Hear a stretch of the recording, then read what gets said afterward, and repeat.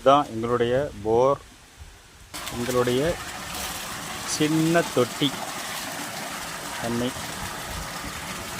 இந்த தொட்டியில் நிரப்பி தான் தண்ணியை வந்து எங்கள் வயலுக்கு பார்த்துறோம். இந்த தொட்டியை சுற்றி பார்த்திங்கன்னா குமிழ் தேக்கு ஒரு 6 மரம் இருக்குது.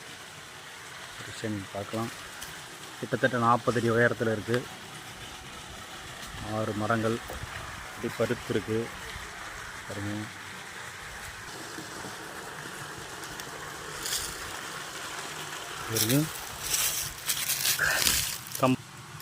கம்பளி பூச்சி மரத்தில் இருக்குது. இது அப்புறமேட்டுக்கு இது பாருங்க, ஒரு மரம் 40 அடி, 6 மரம், அப்படியே வாழை,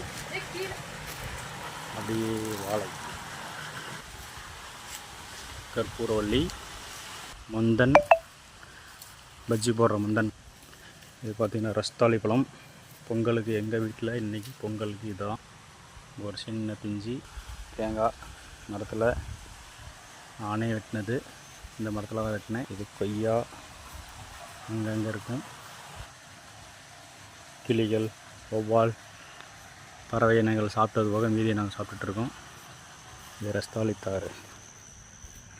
எல்லாம் எந்த உரமும் போடாமல் எருவு மட்டும் போட்டு வச்சுட்ருக்கனால சின்ன சின்னதாக தான். தென்னை, வாழை, கொய்யா, அப்புறம் கறிவேப்பிலை, ஒரு மூலிகை. இது பல்லு வலிக்காக குண்டுமணி இலை.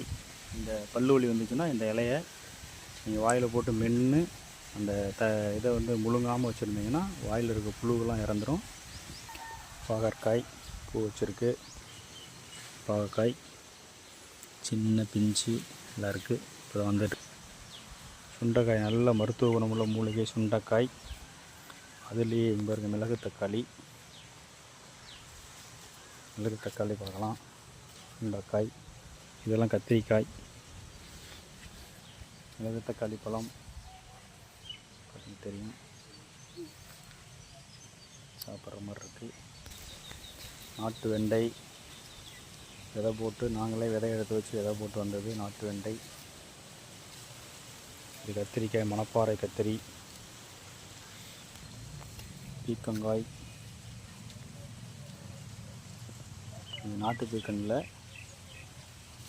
ஹைப்ரிட் தான். நாட்டு பீக்கன் வந்து இப்போ சீசனுக்கு வராது, முடிஞ்சிடும்.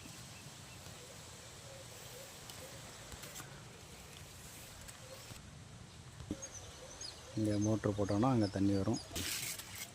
நாட்டு தக்காளி போட்டிருக்கோம். இது ஒரு 10-15 செடி இருக்குது.